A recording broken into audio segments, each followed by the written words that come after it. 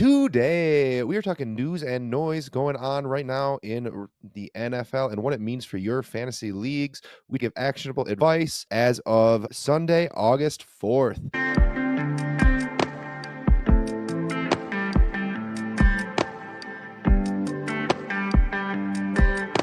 Welcome into the Dino Construction Podcast. Like we said in the intro, just going to be what news and noise we want to sort through this week from training camps, other blurbs, contracts that are signed. We're going to be looking to do a little bit like this every week through the rest of the preseason because there's going to be news that matters and injuries and contracts, and we just want to bring it to you all in one place real short. We're going to get right down to business. Just make sure to hit that subscribe button if you haven't so you get next week's news and noise as well. David, our very first piece I'm going to go with so that I don't have to talk about the second piece is Cooper Kupp. Reports out of the Rams camp are Kupp is fully healthy, full go. Rams offense is going to be running through him, looking like that MVP fantasy season that he had, right? The one where he won the Triple Crown and was the fantasy MVP for everybody. I had him. It was great. Wasn't that our Megala Dynasty year where we met? That could have been, yeah. I had him in my big money league that year too. That was awesome. It was a good year, man. And if Kupp is the first target in the offense, that's going to mean a lot for his value in redraft as well as Dynasty. I mean, if you want to make that bet at his current price, it's not a bad bet at his current price. And it's going to also make Puka hard to pay off because he's going in the first round of redraft right now. Yeah, I think this will be very interesting to monitor. We've seen the Rams support two high-end fantasy wide receivers before, but I don't think Robert Woods was ever a wide receiver one behind Kupp also being a wide receiver one. So something's got to give here. And if it does run through Kupp, I imagine Puka's going to be more of a, wide receiver two-ish, which would be a disappointment based on his ADP. So definitely something important there. The bit that Justin does not want to talk about because he's afraid of being right or something. I don't know. JSN, looks like he's taken a big step forward, and he may remind us all why he was a first-round draft pick last year. The target distribution here is going to be difficult to predict. We still have Lockett in the scene, but it sounds like JSN is going to be at worst the second target in this offense, which would mean that I think it's safe to assume there's a chance that he might out-target DK Metcalf even. Probably not something we're going to bet on, but certainly would hope that he out-targets Lockett. Otherwise, a lot of people like myself are going to be very disappointed. Just a couple quotes real quick from his teammates. Geno Smith said he has made tremendous play after tremendous play. Also said he's focused, he's engaged. I trained with him in the offseason and was so impressed with how mature he is for his age. I love that they're working together in the offseason. They missed a little time last year to build that chemistry before the season. Looked like it affected how the season started for JSN. If those two get on the same page, I think that's going to be huge going forward. We also see Coach McDonald saying high things about him, calling him a tireless worker, other things that we like to hear. So, just all good news from JSN so far and kind of what us JSN believers need to hear right now. So I think mostly I'm sticking away from this one, just this crowded room, because I'm sticking away from a lot of the more crowded rooms. However, he definitely does have that year two breakout potential. I mean, I know he definitely was a talented wide receiver coming out of the draft. I hear you. I'll make sure to make some bets on JSN across the board, David. Next piece of news we have the Cincinnati Bengals. We talked about this in our training camp episode last week, training camp battles. Brown versus Moss. We are seeing this camp battle, and the reports are right now that Brown has been running with the ones a lot. He's looking really explosive. A quote from Orlando Brown: if I could play fantasy football, I'd take him, that being Brown, as my first running back. He's going to have a year, I guarantee it. Special talent, special player. I mean, this is a guy with a lot of burst, a lot of upside. We know Moss is a talented pro. I think I'm still kind of leaning Moss over Brown ever so slightly. It's very close, and if we keep seeing this type of stuff and we see consistently this, I think I'll definitely flip-flop on that. But still, both of them are RB 30-ish, late 20s, early 30s type of range is the earliest I'm looking to probably take these types of guys. Yeah, I think this is a room I'm okay betting on both guys in. I think they both got solid upside. I think they both have standalone starting ability. Chase probably has the higher upside at this point just because of his explosiveness, but I would be shocked if either of them take the full job by the horn. Don't mind having a little bit of exposure to both. Next person I'm going to talk about here is Javonte Williams. Reports are that he is the clear lead back, taking most of the reps with the ones. Slimmed down. I saw a report that said he lost 11 pounds in the offseason. He's now in year 2 coming off the major knee injury. Sounds like he's confident, he's healthy. It doesn't seem to me like this is actually a battle so much as the RB2 position is a real battle there. And they like their depth. So, if Jaleel McLaughlin, Audric Estime, even maybe Samaje Perine or Blake Watson, if those guys do carve out a role in this offense, it's going to hurt Javante's upside a bit. But I still think he's the lead guy there, and I still think he's going to be a pretty good value where he's going. I'm kind of getting a little bit more in on him, especially at his underdog ADP in the RB30 range. I think it was 33, could be wrong. Maybe you can fact check while I'm just rambling here. So I think the upside there that he has, everything we've already outlined about the RBs under Sean Payton historically, as well as just the number of targets that we expect them to get from bubble screen Bo in a offense that's typically, like we said from Peyton, a check down offense anyways. So I think you're probably right that the other RBs are just looking for whatever is left over after that. And I am getting more and more in as it goes, not willing to pay a first or anything in that neighborhood like we talked about last week. He is, just fact checked you, he is RB33 on underdog, so pretty much right what you said. I said RB33 because I drafted him this morning, sir. Next piece of news, Roman Wilson and the Steelers wide receivers. So they were thin to enter camp, and the hopeful starting slot receiver Wilson injured his ankle and may miss the rest of training camp, might not even be ready for week 1. We know this. I mean, talking about JSN, right? Guys that miss all of training camp, they struggle to have those fast starts. They don't develop as much because of these valuable snaps, the ability to play in the preseason. This is a team that has nothing after George Pickens that we care that much about on the depth chart. So it's going to be interesting. There are reports that they're possibly in the market for a wide receiver through trade or free agency after roster cuts. So going to be something interesting to monitor, and also probably makes it so, especially like in redraft, maybe he's a guy that's better to leave on the waivers and take a healthy guy instead. Yeah, kind of unlikely that whoever they acquire through trade or free agency is fantasy relevant, especially in redraft formats. But I do think that speaks to the ceiling of George Pickens, someone who we've seen make some big plays. We've seen develop pretty well as a receiver in his first couple of years. I do think that if things go well for him, it sets up to be a nice breakout season for him. I'm going to be excited to see if I hit 50% exposure to Pickens and underdog somehow. It's going to be close, dude. It's going to be close. It's fun. As we were talking off air, when you're not, max entering these contests, having that kind of exposure is probably not a horrible thing. Maybe a little too much for my blood, but hey, if he hits, that's going to work out pretty well for your pocketbook there. Hey, fingers crossed, Red. Next guy we're going to talk about real quick, Malik Neighbors. He's been getting a ton of hype. I've seen some awesome videos of him making great catches. Seen a couple of him where he just burns the coverage, but the throw doesn't quite make it, which unfortunately is something that could hinder him all season long. I don't expect them to get an upgrade at quarterback during this year. It sounds like he's the guy, though, and there's really not much behind him. He should see work and, design plays, quick passes. If they can get the ball down the field, he'll be the guy there, too. A lot of run after catch opportunity, and he's the kind of guy that has that skill set. He's definitely someone I like betting on because of the upside, and it looks like he's going to have the opportunity that gives him a floor. Definitely a big fan, excited for the Malik Neighbors hype. Yeah, we talked about him in our redraft kind of focus episode earlier this week, where we were talking about the difference between his redraft ADP and his underdog ADP, and how on underdog he's going at our wide receiver 19, and on ESPN he was going at wide receiver 24. And when you see that type of a discrepancy between the money bettors and the other bettors, like you can definitely tell, like, this is a guy with a lot of upside. He's going to have a lot of opportunity there. I love this as a bet.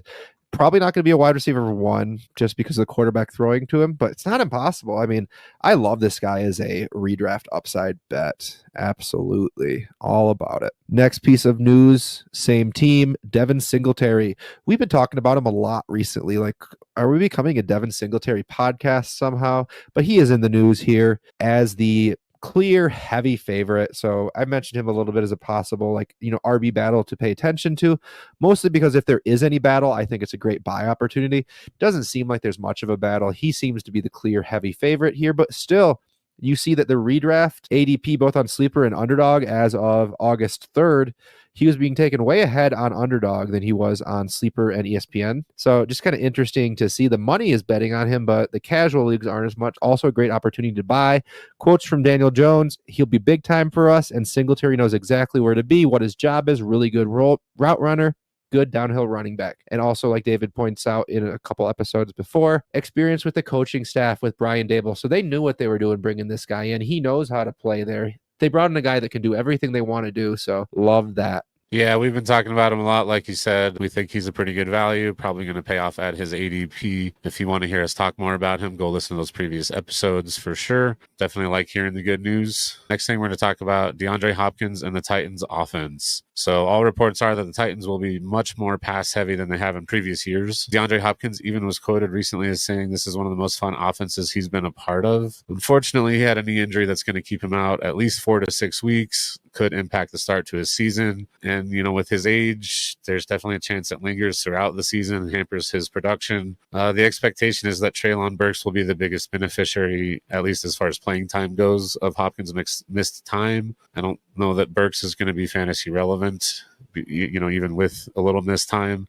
I do think, though, it gives Ridley the clear edge here as the wide receiver 1. And I think Boyd might see a couple of usable weeks, Tyler Boyd, that is, if Hopkins does miss any time. I pushed up Ridley a little bit in my underdog boards over the last couple of days, drafted a couple of shares of him where otherwise I might not have been. I think it's interesting for him to potentially have a hot start. I always loved, especially in like redraft leagues, to draft players who might have a hot start. So something to keep an eye on with Ridley, but once Hopkins is back fully healthy, Ridley might kind of trail off. So if you have Ridley and you're not sure, maybe look at it as a potential for a sell window. If you were already thinking you'd like to get out, might be able to have a little bump that you can sell off of. And the Falcons, we have a little bit of news. David, I'm going to have you, even though you just did the last one, read the first one so that you can read the next section after this as well. You're welcome.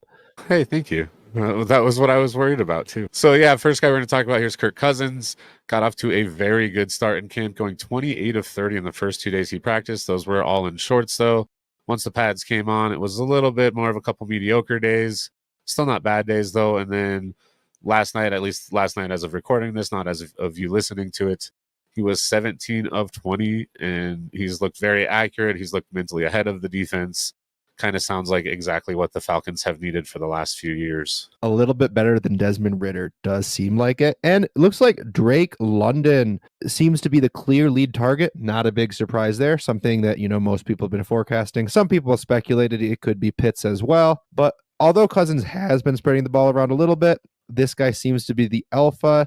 8 catches on 8 targets. And that last night practice, that would have been the August 2nd practice session. We expect to see London get a lot of targets this year and finally a lot of catchable targets, hopefully. Be very interesting to see what he is able to do with those. He is being priced pretty highly. I think it's maybe a bet worth making, even though he is priced so highly. In contrast to Kirk Cousins, we'll talk about first-round rookie pick Michael Penix Jr. for the Falcons. He did not have such a great practice the other night. He started out missing 5 of his first 6 passes, put a couple of balls in harm's way. Not too surprising because he's young. He's still learning the offense. He's still learning the ways of the NFL. If Cousins is to miss any time, you'd like to see Penix start to get things in order a little bit more, but nothing to panic about, certainly. He's not necessarily the guy that we care too much about for anything anytime too soon. I think like the realistic expectation is as long as Cousins was healthy, which he is, Cousins is going to be the starter for a couple of years there at least. So maybe he pans out, maybe he doesn't, but that Cousins news I think is a lot more important to me. And last bit here, even though Arthur Smith is no longer here, it sounds like we are still possibly dealing with a split backfield. Bijan and Algier are both running with the ones, splitting time pretty evenly. And the OC, Zach Robinson, said he expects Algier to have a great role for them this year. I'm going to be honest, as long as that great role is between the 20s, I don't care. Keep Bijan healthy. If you let Bijan run third downs, be the red zone back, and run half of the reps inside the 20s, between the 20s, I'm fine with that and him staying healthy. I don't need him to get 100%. Give him 65%, but 90% of the valuable touches, the third down in the red zone. And I'd be happy. It's if he still if someone is still giving the ball to Algier and whoever takes over the Cordero Patterson pain in the neck role, that since he's now gone with Arthur Smith. So for the most part, this doesn't really worry me. I want my running backs healthy more than I want them getting 100% of the snaps. It just, when we start to see red zone and we start to see passing down, that's where I'm paying attention more. Yeah, we're also early in the offseason where they're trying not to burn out Bijan. So this could be nothing but the fact that we saw it last year and people are still a little scarred from it, definitely worth mentioning. I also wonder if maybe, we've heard some talk over the offseason about Bijan being used as more of a weapon than a true running back. Maybe they've got some sets where Algier lines up as the back, Bijan lines up out wide, and they motion him or something. Those could be exciting.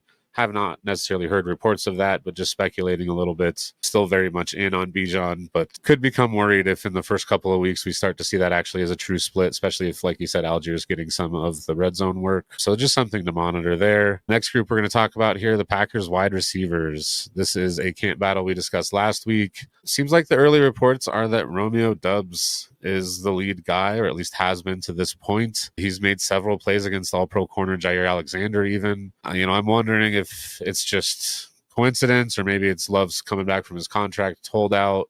He's going to his safe space, which is Romeo Doubs, to be fair, even though the ceiling maybe isn't there. They do have a good connection. He trusts Doubs to be in the right place at the right time. I also heard Dontavian Wicks had an excellent practice the other day. So, I kind of expect all four of these guys, the other two being Jaden Reed and Christian Watson, I expect all four of these guys to get mentioned throughout camp, to get hype at different times. So it's just going to be a fun battle to monitor the whole way through, even probably into the start of the season.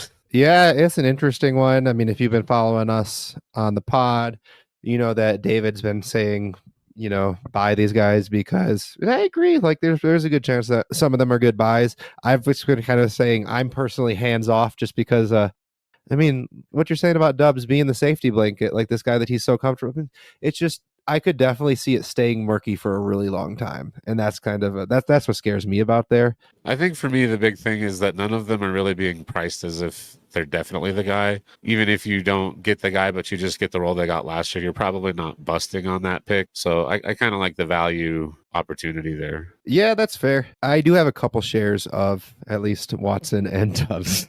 So I'm not entirely out. Yeah, I'm certainly very underexposed to this offense. Outside of Jordan Love, who I love, I have a decent exposure to him. And while we're talking Packers, we should mention Josh Jacobs.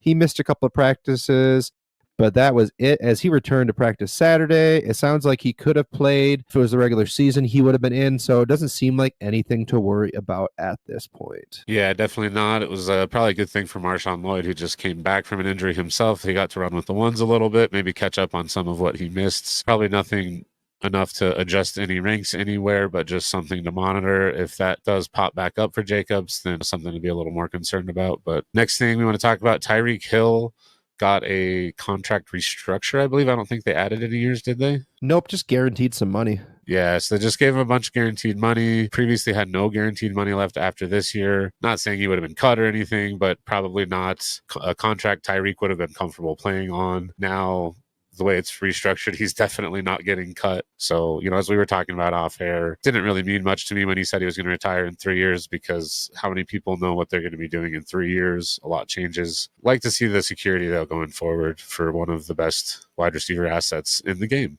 Absolutely love to see it. Another extension, not as big of a deal for me because I think it was pretty much writing on the wall that he'd get extended. You always want to keep good wide receivers around players, but DJ Moore, 4-year, $110 million deal. Like to see it for him. You want him to play with a competent quarterback. We expect Caleb to see. To me, it matters more to Caleb just because you now know that he's going to have Rome and DJ Moore for his entire rookie contract. And you just love to see that type of stability around a rookie quarterback. It's exciting to see for him. So I think, well, it's nice for DJ Moore and his dynasty value. It means a little bit more for Caleb's long-term prospects for me. Yeah, I think it's just a smart move by the Bears, which isn't something we say too often. It's a 4-year deal for him. We got Odunze on his rookie deal. Like you said, he's got those two wide receivers locked up through his rookie contract. So definitely looking for them to grow together and probably have one of the more potent passing attacks for several years. Probably set some Bear career records because they are not very high right now. I don't think they've had a 4,000-yard passer ever. I could be wrong on that, but something crazy like that. One of the longest existing franchises. My Bears hate aside, do think it's a very good deal, and I think it's a smart move by the Bears. Next thing we're going to talk about, Justin Herbert has a plantar fascia issue. People are already kind of low on him, and now the injury's probably given those people a reason to maybe even be out on him. I'm still buying in. Justin's still buying in. If you can get him at a discount, go do that. Highly recommended. He's expected to be back for the season. I don't think he's expected to miss any time even, right? No, he's not expected to miss any time. It was a couple week window. They expect him to be in a boot. I personally dealt with plantar fascia issues before. they stink. When I did it, they basically were like, you can pay for physical therapy or you can like massage it at home and put an ice pack on it. So I did that.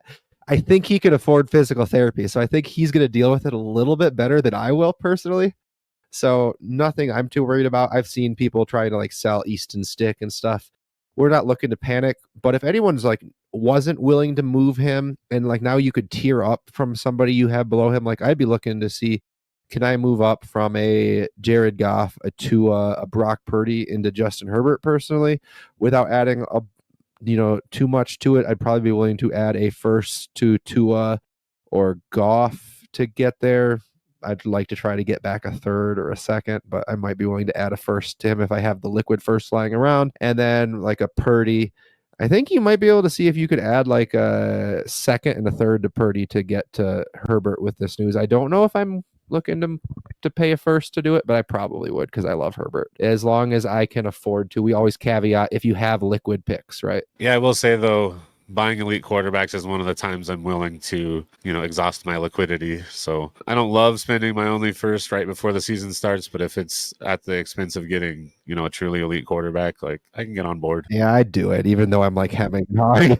Who are we kidding? I love me some Herbert. And next piece of news, just want to give positive update. Deontay Foreman, he was helicoptered to the hospital with a scary neck injury. He seems fine, probably going to miss a few days of practice, but I mean, when I got that sleeper alert, I was like, oof, like it's one of those where it's like football doesn't matter so much right now. It's like, you just hope he's okay. So good news that he seems to be okay. We'll be back to practice sometime in the near future. Love to see that. Yeah, definitely one of those life is bigger than football moments. Saw the update on Sleeper and had no context. It just said he was being helicopter lifted to the hospital. Immediately look into it, figure out what's going on. Just happy to hear he's okay. Amazing that he's going to be back to practice so soon. But yeah, on the human level, just happy that he's okay. Next thing, Jonathan Brooks. We hear from Coach Dave Canales. He's not expected to play till week 3 or 4. Kind of not a big surprise, though that time frame makes me wonder if the pup to start the season will happen. I believe you have to miss 4 games if that's the case. So probably going to start on the pup based on that comment, in my opinion. I think we all expected them to take it slow with Brooks. They're not going anywhere this season anyways. So Chuba Hubbard, probably the biggest beneficiary for the first quarter of the season there. Someone to stream, someone you might be able to buy cheap, get a few spot starts out of. Yeah, still nothing really changes for me as far as Brooks' value is concerned. Agree there. It hurts Brooks in redraft, but in Dynasty, I think we were expecting the slow start. And reports are that Gus Edwards and J.K. Dobbins are splitting the first team reps. And did read in that same report, Kamani Vidal could potentially even be on like the roster bubble. So we're seeing Dobbins getting so much work with the ones. Obviously, he has experience with Greg Roman. That familiarity could be a part of it. Obviously, so does Gus Bus. So it's the 2 guys he knows running with the ones. However, if you think that Vidal has like a better chance of, performing for your team, training camp's a perfect opportunity to let him run with the ones, see what he can do. So unless he starts to break his way into running with the ones over the course of training camp, maybe they're making him earn it. But really, this is one I'm very interested in keeping an eye on. I'm very out on Dobbins so far, but this one's really got me reevaluating. I'm not looking to buy in Dynasty at this point because I think the price is more than I feel comfortable paying with given the injury he's coming off of. And it's a lot easier in like non-high impact, high contact practice to look really good than when you're actually getting hit with this type of injury where you're not quite as explosive and where people aren't trying to cream you and kill you like they will in a real game. So too early for me to change my tune, but I'm really tuned into this one. Yeah, I think it's one we've been monitoring all offseason for good reason. I'm not too worried about the reports about Vidal. Even if he doesn't make the team, he's going to be on the practice squad, and with the new practice squad rules, he's going to be active for several games. We always knew that was a flyer anyways. I'm not sweating it. He's definitely someone I've been high on, so I'll be a little disappointed if he doesn't make the team. No, it's fine. He can go to the Cowboys. Hey, wouldn't that be something? Like you said, the familiarity with Edwards and Dobbins might influencing their work early in the season or early in training camp. Something to monitor for sure, as we believe there's a lot of upside in that running back room as long as you find the right guy. The next guy we're going to talk about, Royce Freeman. Looks like he might be the RB2 in Dallas. Just a little confused as who the RB1 is. In this report, it would be Zeke with him running as the RB2. That would be my guess. I think it's pretty wide open, though. I wouldn't be surprised if they add someone. We joke about it a lot when we talk about potential cut candidates at running back. We just made a joke about it talking about the Chargers, for example. I think this room's very up in the air. I think Zeke's the guy until further notice, but I don't think they would be against finding an upgrade at that position if one presents itself. So, something to monitor. I'm not sure I'm trading anything real for Royce Freeman, but if you can pick him up off waivers, go ahead and do that. Or if you can get him back as a free throw in on a trade, like if you're tearing down or if you're selling Ezekiel Elliott for a third and Royce Freeman, I don't know. Maybe I'd consider doing that. I might want a little bit more, or like the type of players where you're liquidating at about cash price if you can get a free Royce Freeman. But I agree with David. Don't pay anything on top of it. And next piece of news that I think is more noise and buzz is Taysom Hill is getting some buzz, might play all 5 positions. I don't care unless it's best ball. I don't know, like sure, like if you literally punt the position and you can start him every week, because sure he could put up 20 points any week, but unless I've absolutely punted the position, in which case like I don't want Taysom Hill and Greg Dulcich and Hunter Henry, and I just want Taysom Hill, and I'm just going to start him every week. That's the only time I ever want him on my lineup teams, basically, is if like I've decided to punt and I'm just going to like take 0 or 20. I'll be honest, I like having him as my backup to an elite guy too. I know you're going to miss on a lot of the spike weeks, but you don't feel bad plugging him in when you have to. The other guys you might be plugging in could also give you zeros, very realistically. He's one of the few guys that could actually give you a 20-point week. I've got him on a few teams, and I just find it very hard to actually cut him and move on. Yeah, I'm not really paying anything for him.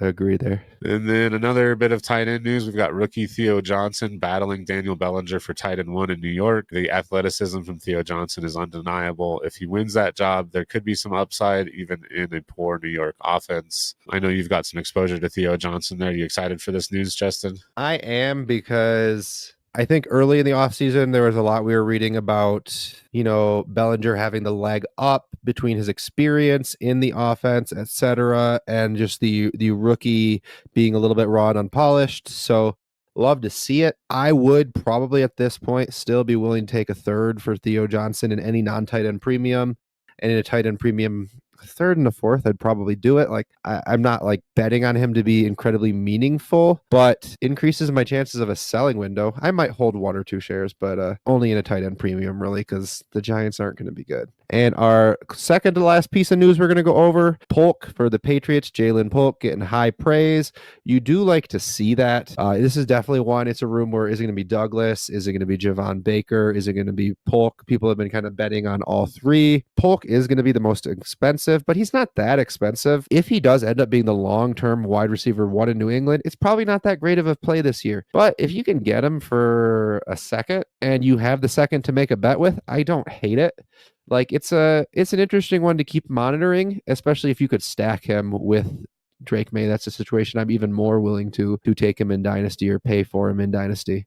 So interesting to see. Yeah, very wide open room there. Other names, Juju Smith-Schuster, I believe, is still on that roster. KJ Osborne is there. Kendrick Bourne is there. There's a lot of meh, even for the NFL, not even for fantasy, but Polk hits, especially getting to grow with Drake May. I think that could be a nice value return, especially after this season, like Justin just mentioned. But even for this season, I think he could be a confident flex play kind of level guy if he is the wide receiver 1 there. And speaking of wide receiver 1s, or at least rookie wide receiver 1s, seems as if Lad McConkey is probably the guy for the Chargers. Not Quentin Johnson? Yeah, believe it or not.